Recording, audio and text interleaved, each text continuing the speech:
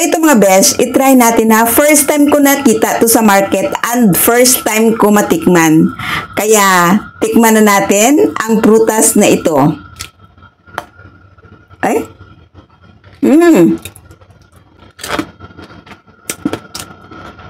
Ang kanyang laman, parang grapes siya.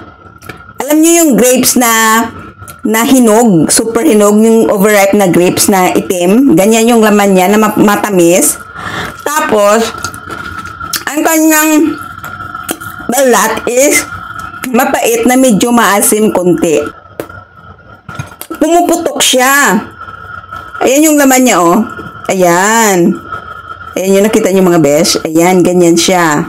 Very, very soft. Tapos, may juice siya. Napakatamis. Ayan. Tapos, may liso yun siya mga besh. Ayan. Ganyan yung laman niya. Ayan. Masarap siya mga besh, ha? Ganyan niya, oh. Ganyan siya mga besh, oh. Ayan, oh. Ang kanyang laman. Ayan. Napaka-juicy. Ayan. Nan. Nakita nyo? Ayan siya. Nan. Super tamis. At ang liso niya, ganyan. May kubal. Pag ginaan mo siya, puputok talaga siya sa bibig mo. May tunog siya. Pumuputok.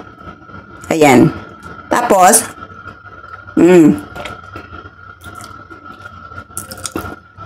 pwede din siya kainin ang kanyang balat, kaya lang, syempre medyo matigas ang balat niya at saka, ang ano niya is maasim na pait.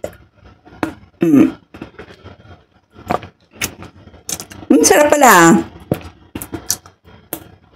Pumuputok talaga siya kasi matigas or yung ang kanyang ay ganyan siya.